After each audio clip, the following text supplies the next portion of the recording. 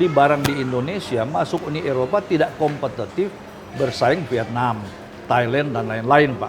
Oligarki kita sudah mendekati seperti Filipina ini, Pak. Dalam rangka Pilpres ke depan, kita perlu pemimpin yang bagaimana dalam melihat ekonomi? Dia bilang begini, saya dipilih jadi pemimpin dan saya tahu apa yang saya harus ambil kebijakan. Rakyat tidak tahu.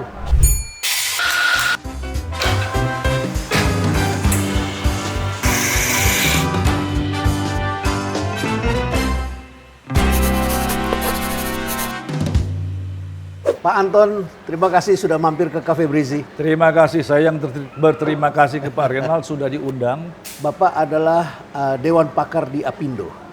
Dan setahu saya, banyak sekali pengusaha dari mancanegara yang datang ke Indonesia dan selalu menyebut nama Pak Anton. Jadi tidak juga. Mereka ingin mendapatkan informasi terbaru dari Pak Anton dan bahkan mereka ketika akan invest tanya-tanya ya, bagaimana keadaan situasi hari ini, bagaimana saya mau usaha di sini, menanyakan banyak hal itu. Dan Bapak adalah orang yang kami anggap sangat tahu tentang ekonomi dan kaitannya dengan masalah-masalah strategis di Indonesia. Kita bicara dulu tentang apa pandangan orang luar belakangan ini, Pak, yang paling banyak orang tanyakan tentang Indonesia, terutama menjelang Pilpres ini? Ya, pengusaha ini selalu mengharapkan adanya kepastian, Pak. Kepastian ya? Kepastian hukum dan kepastian tentunya mempunyai pemerintah yang kokoh, yang legitimate. Ya, legitimate. Artinya kalau nanti pemilu berjalan dengan tidak fair, jujur dan tidak jujur dan adil. Artinya tidak didukung kuat.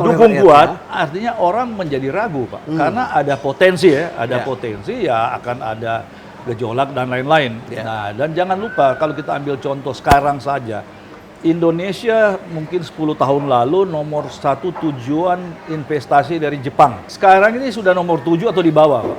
Malah sekarang saya baru lihat di NHK, India menjadi tujuan, Pak. Pada labor intensive export oriented garment, sepatu dan lain-lain. Banyak buyers yang menunggu juga, Pak. Kita ini terutama menghadapi SEPA atau FTA, Pak. Ini sangat penting karena perbedaan biaya masuk yang cukup drastis, cukup panjang. SEPA dan FTA itu adalah perjanjian internasional. Perjanjian internasional. Salah satu contoh sekarang dengan EU, Pak. EU sudah 16 kali Komunitas meeting, Eropa belum selesai. Jadi ada ukuran daripada investor, Pak. Karena dia melihat kalau dia produksi dari Indonesia atau beli barang di Indonesia masuk Uni Eropa tidak kompetitif bersaing Vietnam, Thailand dan lain-lain, Pak. Nah, ini yang perlu kita amati. Dan kedua, Pak, acuannya bukan hanya karena upah lebih murah. Bukan upah murah, saya kira tapi sudah total biaya dan kemudahan, betul. Kepastian, Terutama kepastian. Karena kita lihat gini, saya tentunya harus akui pemerintah berupaya dengan adanya Undang-Undang Cipta Kerja, yang dengan sistem Omnibus Law, yang pertama kali kan Undang-Undang Cipta Kerja. Tapi kalau kita masuk di Undang-Undang Cipta Kerja itu sebenarnya hanya relaksasi daripada ketenagakerjaan, perpajakan dan perizinan yang belum semua juga jadi, Pak. OSS aja sampai sekarang belum jalan lancar, Pak. Tetapi katakanlah itu jalan lancar tidak cukup. Nah, yang mereka memerlukan konsistensi kebijakan, Pak Renald. Kedua, mengenai kebijakan ekonomi Indonesia terbuka atau tertutup, Pak. Sekarang karena ingin meningkatkan surplus perdagangan, impor ditekan, lantas supaya ekspor kan jadi lebih tinggi. Tapi akibatnya apa? Tapi kalau kita impor untuk bahan penolong, bahan baku, Pak, sangat dibutuhkan oleh negara kita. Ya nggak bisa. Satu contoh, Pak. Karena instruksi harus turunkan 30% impor. Masing-masing menteri pulang ke departemen, lantas dirjennya masing-masing disuruh targetkan mana yang 30% dipotong, Pak. Nah, untuk cari gampang tinggal lihat aja yang kita impor bahan baku dan lainnya, ini nggak perlu karena alasan sudah di dalam negeri. Nah, ini yang harus hati-hati karena tidak semua dalam negeri juga kualitas memenuhi syarat. Dan kedua, HS number sama tapi ada kalanya barang berbeda, Pak.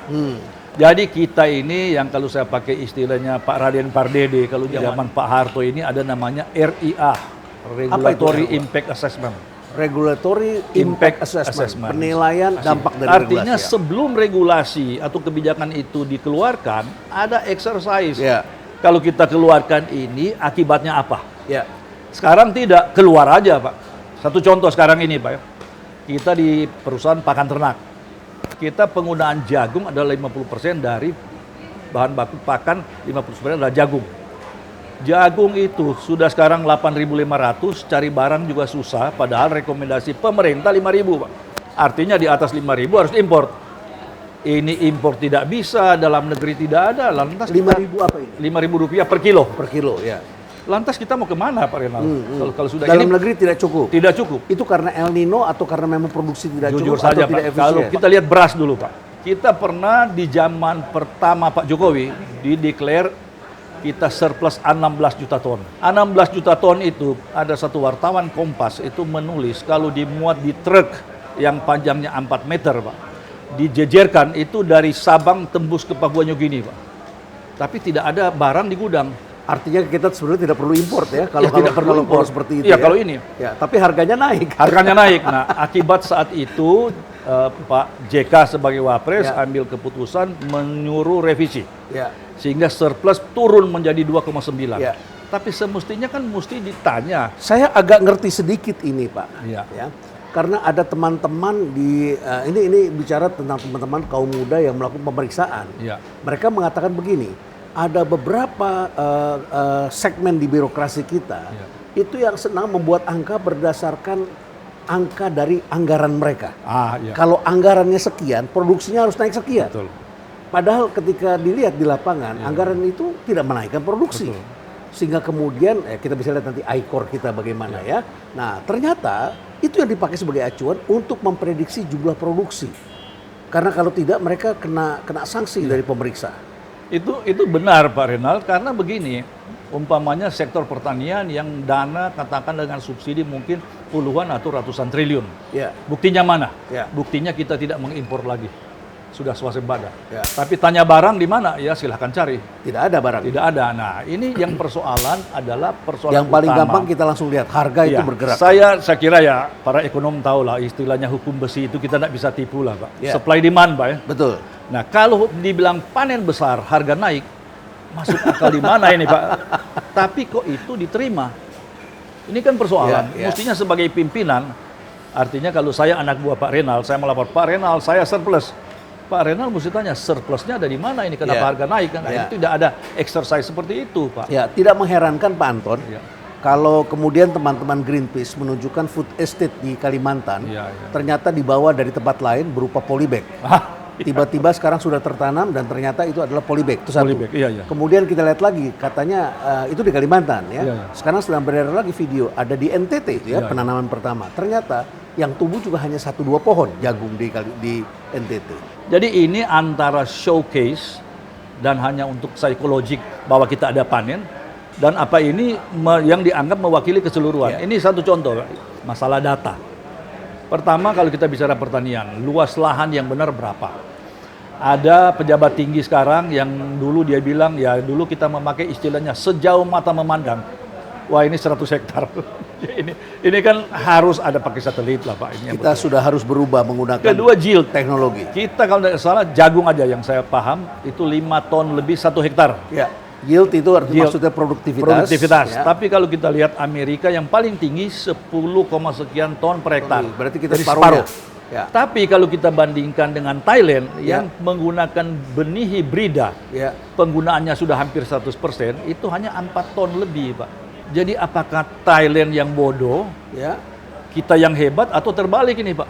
Ini data ini, Pak. Persoalan data ini. Persoalan data kan. Padahal kalau kita kali 1 juta kali 1 ton, itu sudah 1 juta ton. Harusnya hibrida itu lebih produktif. Lebih produktif. Nah, dengan adanya digitalisasi dan dengan COVID belakangan ini menyadarkan investor bahwa dia akan datang di negara yang adaptasinya cepat, kebijakan yang tidak berubah-ubah dan seterusnya. Ada yang mengatakan sebetulnya Menteri Investasi tidak perlu juga keliling-keliling negara lain menawarkan investasi ke Indonesia, asalkan hukum kita punya kepastian dan implementasinya tidak dimain-mainkan. Betul, Pak. Jadi kalau itu bisa kita jamin, itu pengusaha datang sendiri mencari tempat yang layak. Itu saya percaya, Pak, karena saya tahu pengusaha-pengusaha kecuali yang mungkin middle yang UMK mungkin tidak punya akses.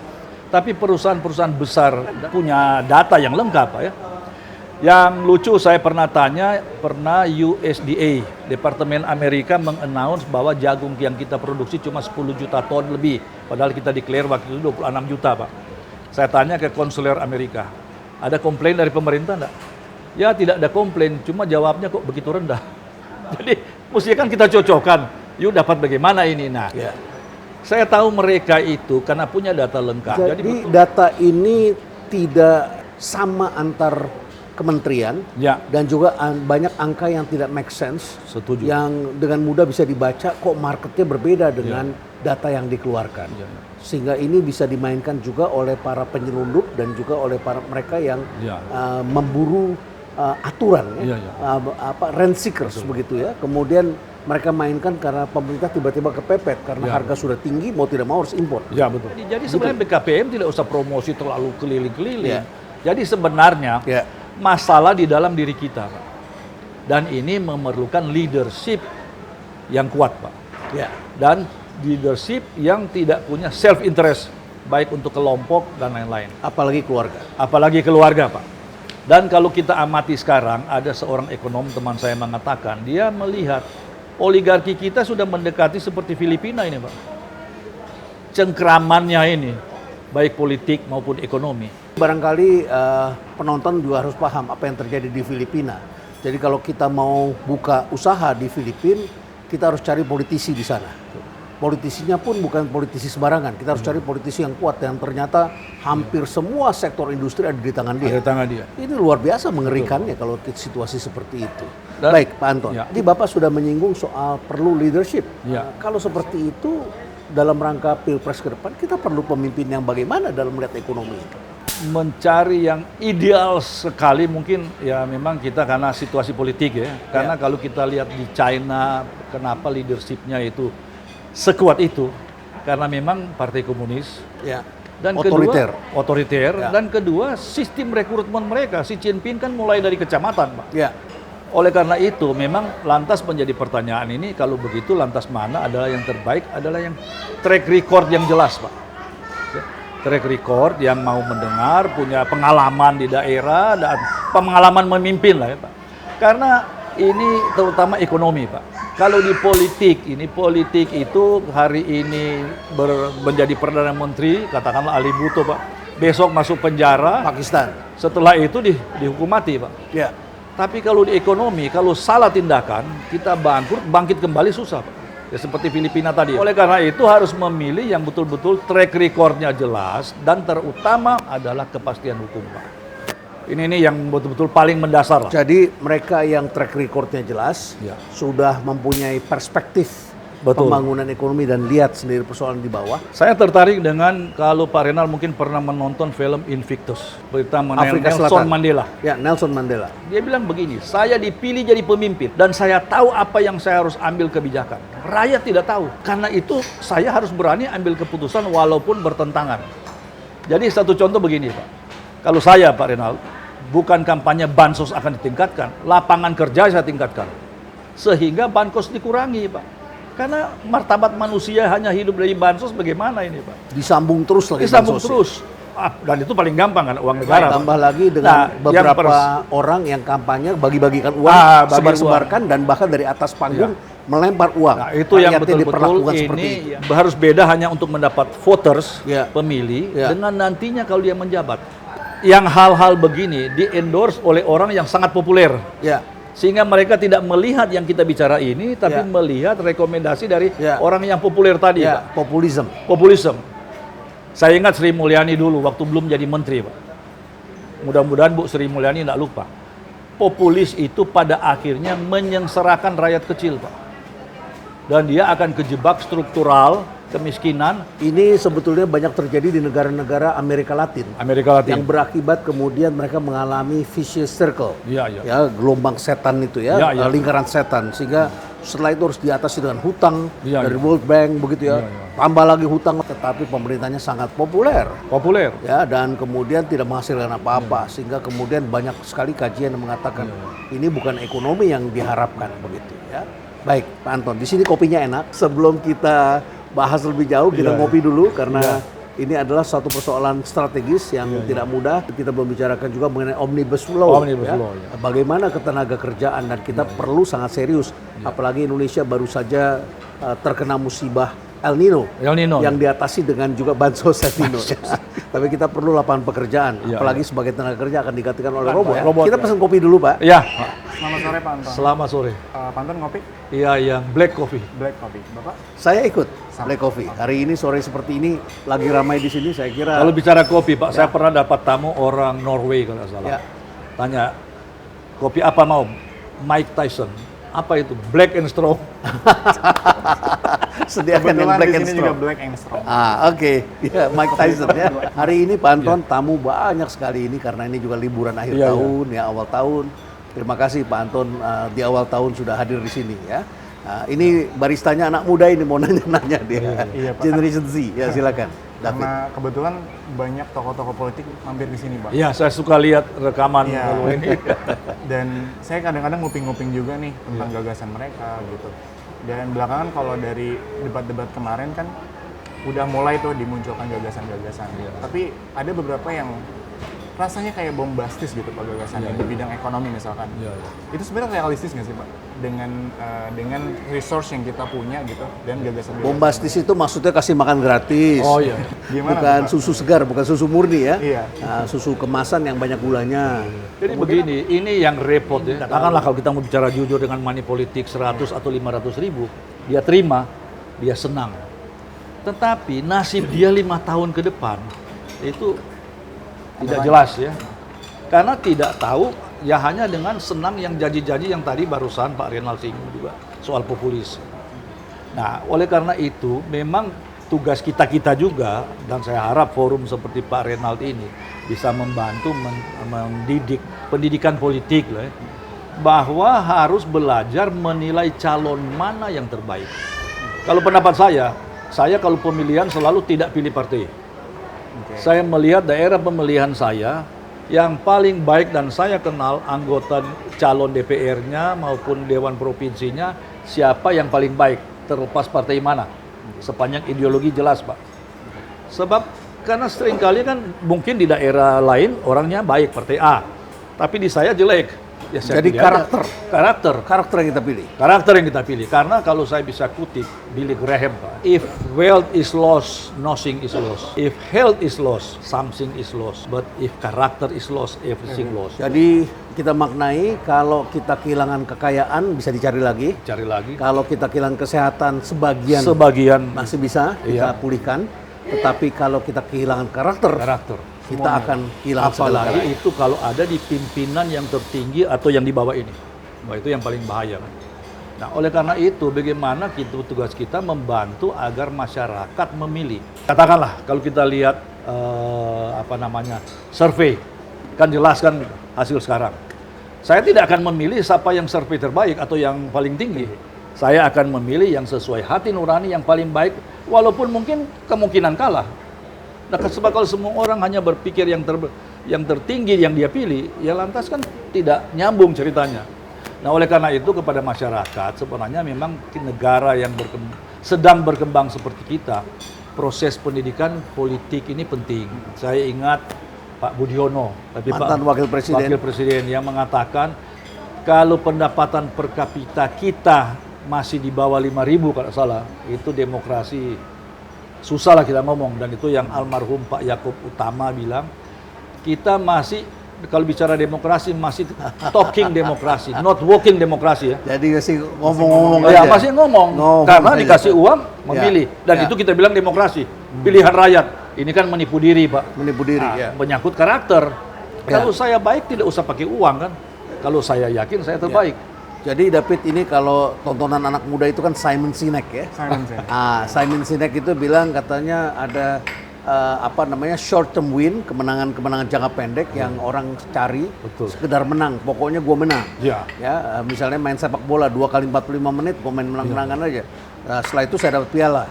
Tapi masalahnya bukan itu. Ini adalah long term win, membangun bangsa. Jadi kita harus membangun setiap hari ya karakter bangsa kita ini. Jadi benar-benar harus kita jaga. Maksudnya begitu ya? Ya, saya Karakter kira yang itu long term ya. Long term. Pengalaman di dunia ini, negara yang demokrasi yang dijaga dengan betul akan jauh lebih baik daripada negara yang otoriter. Pertama, memang otoriter juga tidak, ya hak asasi manusia. Kedua, tidak ada persaingan yang fair. Nah, oleh karena kalau kita negara demokrasi, lantas ada social control. Ya. Dengan harapan Terima parlemen kasih. juga berfungsi dan lain-lain. Nah, ini yang kita harus jelaskan kepada masyarakat, terutama. Nasib Anda tergantung pilihan Anda. Kalau sudah jelas memang yang seperti tadi pakai uang, pakai intimidasi dan itu yang dipilih, ini juga tidak menyelesaikan masalah kita. Nah, kita ini berhadapan persaingan. Saya ingat Pak Renal pada waktu krisis 98. Pak, saya ingat betul Pak Nono Anwar Makarim Ya, menulis di Kompas, seorang lawyer. ya, bapaknya Nadiem. Bapaknya Nadiem, betul. Dia bilang judulnya kejahatan tanpa penjahat. Intinya dia bilang adalah karena kita tidak pernah mau mengoreksi diri, akhirnya pasar yang mengoreksi kita. Seperti sekarang, kita tidak mau koreksi diri di mana kekurangan, sehingga di mata pengusaha Jepang kita sudah tidak masuk ranking untuk tujuan investasi. Kalau kita lihat Omnibus Law tenaga kerja, 54,5 juta orang ya yang membutuhkan lapangan kerja. Kalau lihat data BKPM tahun 2013 1 triliun investasi masih mempekerjakan 4.500 sekian orang, Pak. Ya, Sekarang ini mungkin tinggal 1.200. ya.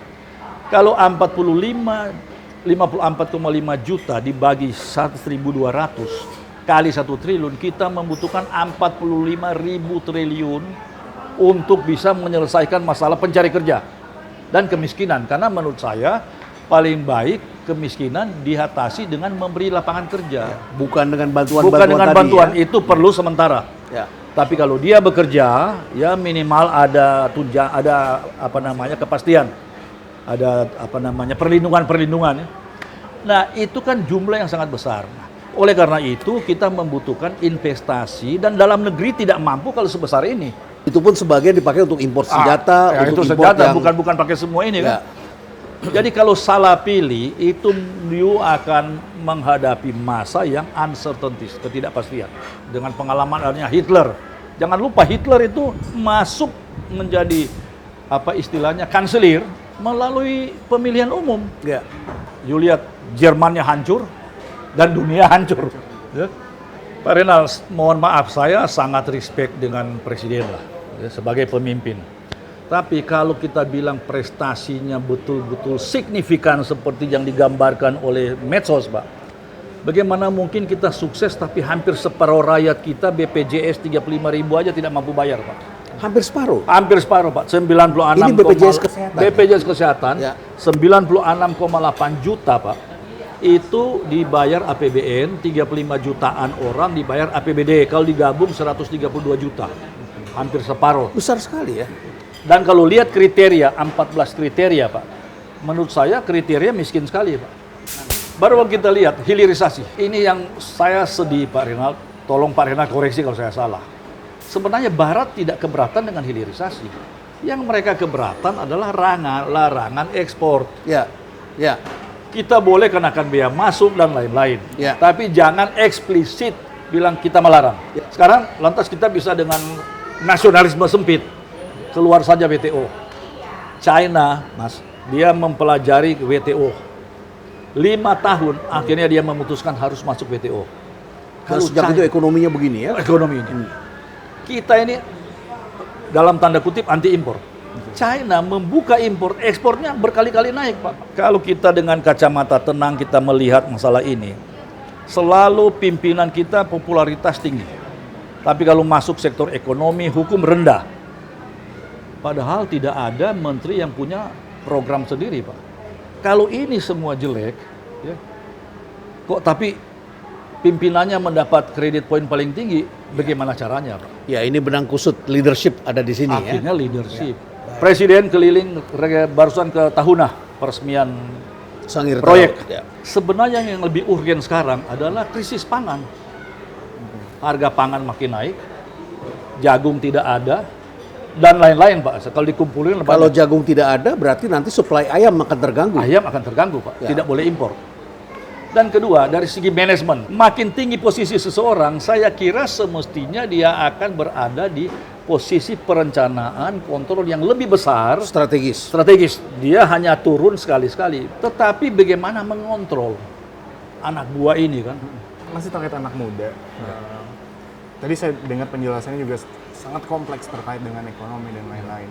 Tapi di beberapa survei ternyata itu tidak jadi concern mereka, Pak. Mereka pedulinya korupsi, lingkungan, lalu mungkin climate change, itu isu yang besar. Tapi kan yang praktikal sebetulnya adalah tadi soal lapangan kerja dan ekonomi. Lalu untuk memetakan hal itu di antara tiga ini, gimana tuh Pak? Mungkin nasihat untuk anak-anak muda biar nggak salah pilih dan memang isu yang dia pelajari juga memang berkaitan dengan hidupnya gitu. Memang Mas David, kalau saya lihat generasi muda sekarang ini berbeda dengan generasi kita Pak ya. Tapi setiap orang kan ada zamannya. Nah ini yang paling berbahaya kalau sudah sampai kepada sikap agak apatis. Nanti aja lah ini. Jadi kalau bersikap masa bodoh ini sesuatu yang akan merusak diri sendiri. Apalagi generasi sekarang ini kan lebih visual ya ketika membaca. Kalau generasi kita ini adalah generasi yang baca tekstual teks. Studi terakhir bahwa generasi sekarang ini 79% lebih visual ketimbang generasi di atasnya. Orang boleh lari katakanlah seperti Pak Renat bilang apa disruption ya. Disruption itu untuk penjualan Kalau seperti marketing daripada dia ke pasar, dia belanja di toko, internet Pak. Teknologi tetap dibutuhkan, tetap harus akan convenience jalan. tetap ada. Nah, di Jerman memang dia paling sukses dengan vokasi. Sana muncul jenis pekerjaan baru seperti asisten rumah tangga, bukan lagi pelayan Pak. Tetapi asisten rumah tangga yang bisa mengarrange macam-macam dan dia diberi pengetahuan digitalisasi Pak. Buru-buru di pabrik itu pun dikasih backup digitalisasi. Karena memproduksi lebih cepat. Kalau dia menguasai itu. Saya cerita sedikit Pak Anton, David. Di sini kami ini menata tanah-tanah di sekitar kami. Karena dulu di sini adalah empang, banyak empang. Tapi menjadi semakin tidak produktif karena airnya menjadi limbah. Rumah tangga semakin banyak, limbah, sampah dan kami bersihkan. Setelah itu kami harus angkat lumpur dari kali. Lumpur dari kali ini kami pakai untuk menutup sehingga kemudian menjadi tempat kawasan ini. Dan kami tanam pertanian, tanam pohon besar. Mula-mulanya kami pakai tukang. Lama-lama tukangnya makin berkurang karena kita cari tidak ada. Tidak lagi orang yang mau bekerja dengan lumpur. Tidak lagi orang yang mau memetik kelapa naik ke atas pohon. Kami harus memikirkan mau minum kelapa, air kelapa muda. Tidak ada orang yang bisa naik ke atas. Mau memetik sukun-sukunnya tinggi-tinggi. Kami harus cari orang dari daerah pinggiran yang bisa naik. Kemudian berikutnya lagi, kalau kami kerjakan pakai tangan, biayanya besar sekali. 2 bulan tidak selesai. Akhirnya kemudian kami undang itu namanya apa? Kalau orang di lapangan bilangnya beko, ya. Ekskavator mesin datang. Berarti kami harus bangun dulu jalanannya supaya bisa lewat karena ini kan kendaraan berat, Dan itu kerja hanya 2-3 hari selesai.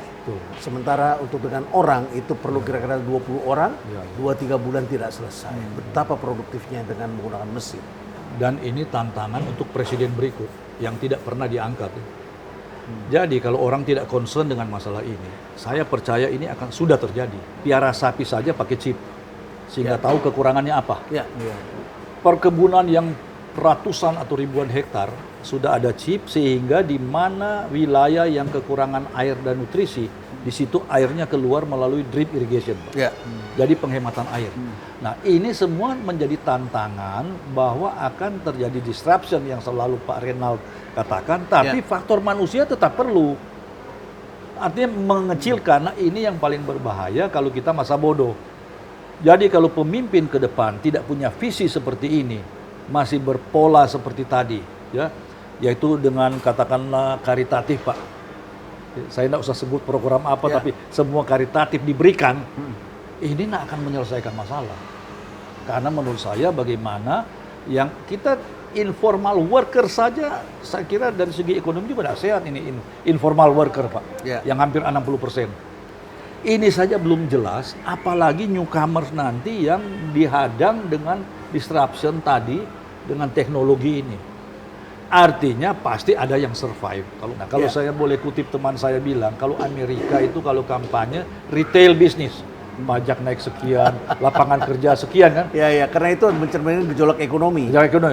Karena masyarakatnya memang adalah consumer market. Iya, kita pokoknya lapangan kerja. Tapi bagaimana caranya? Ya. Kita ada APBN, jadi kita bisa bikin apa saja. APBN juga terbatas. Iklim investasi diperbaiki.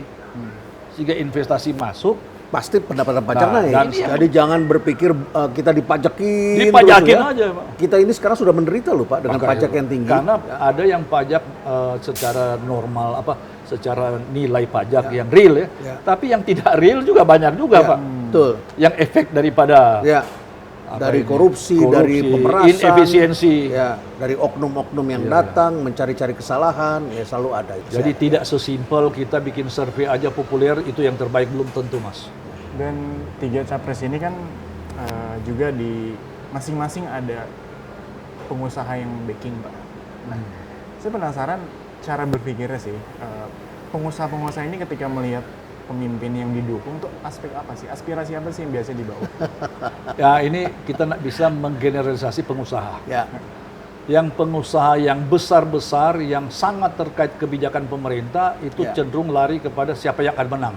Ya, terutama mereka yang mendapat konsesi ya. Nah, konsesi lahan, itu pasti. Ya. Tapi pengusaha yang benar, dan itu yang banyak, adalah ingin supaya yang menang itu adalah betul-betul legitimate, ya, didukung oleh pemilihan yang jurdil, jujur dan adil, dan akan bikin kebijakan-kebijakan sehingga terjadi fairness, persaingan sehat. Ya.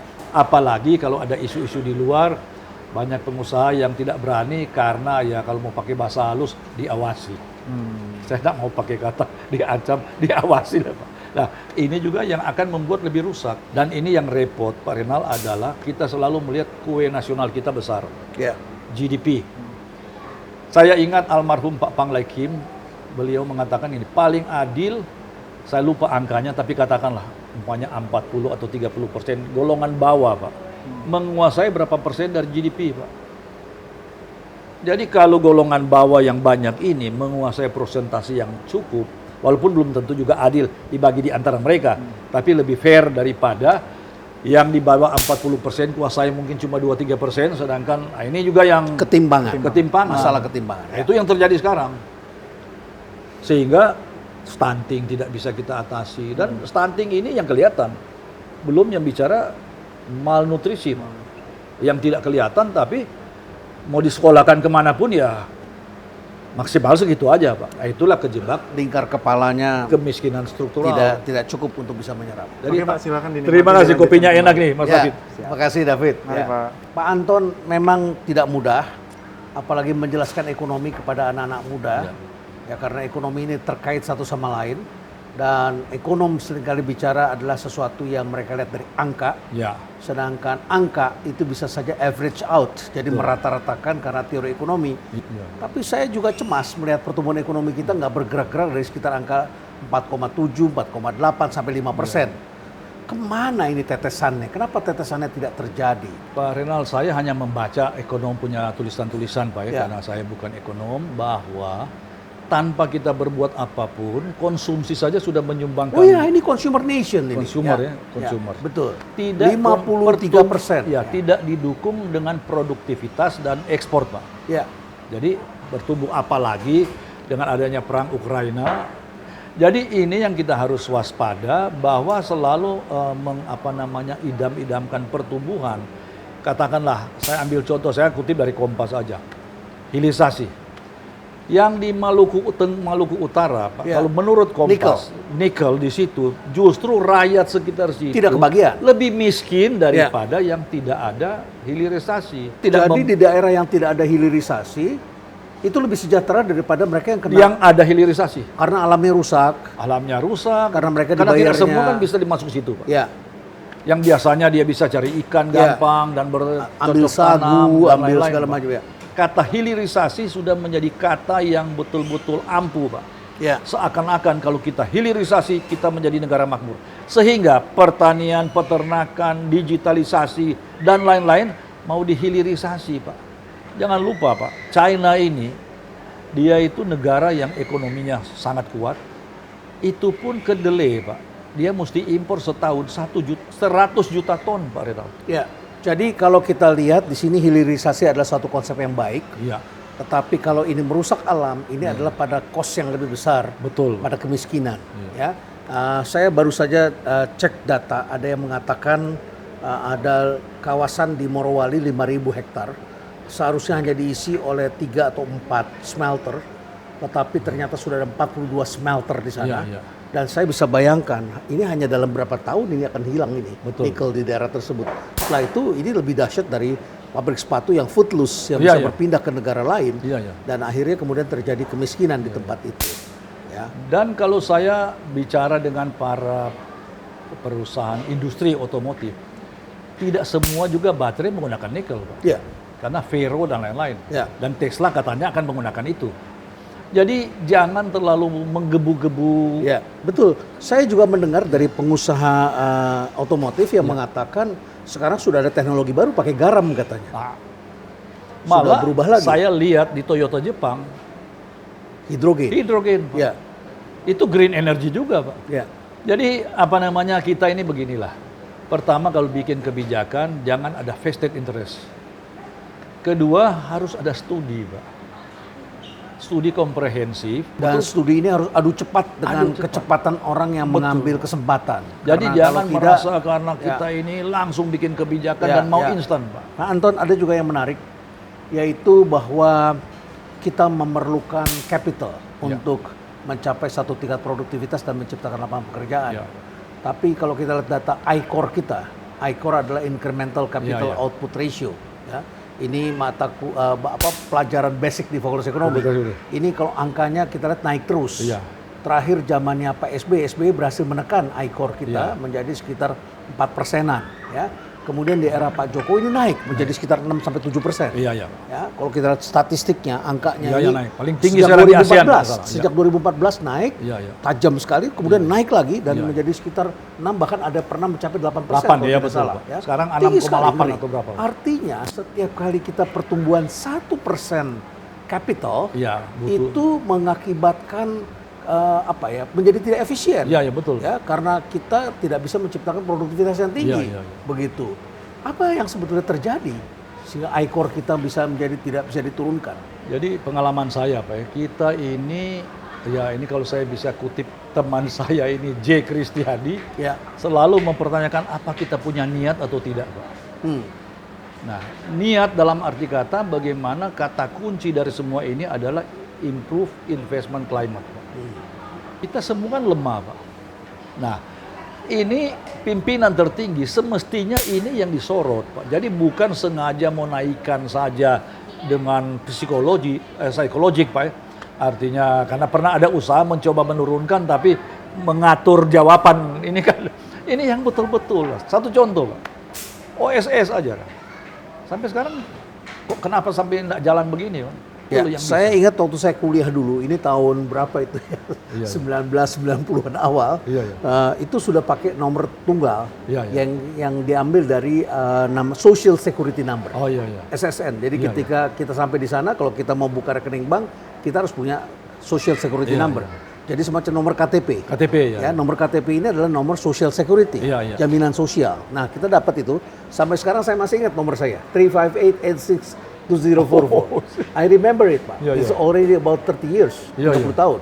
Saya tetap ingat nomor itu karena kalau saya urus paspor, urus apapun visa, diminta nomor itu. Nah, yang menarik sekali adalah ketika saya urus SIM, itu nomornya adalah nomor itu. Ketika saya kemudian ujian di kelas, nilai saya, saya pengen tahu nilai saya berapa, saya lihat di papan tulis, waktu itu masih belum digital. Kemudian saya lihat yang keluar itu nomor Social Security Number saya. Jadi nomor mahasiswa itu adalah nomor tadi. Jadi ini single. Nomor itu. Jadi identitas saya itu tidak bisa saya sembunyikan. Karena kemanapun saya pergi, saya pakai nomor itu. Tidak ada nomor KTP sendiri, nomor SIM sendiri, nomor kartu keluarga sendiri, rekening bank sendiri. Tidak ada, Pak. Semuanya sama. Satu nomor. Jadi mudah sekali dilacak. Oke, jadi kalau kita lihat seperti ini, apa konsekuensinya mengenai OSS ini?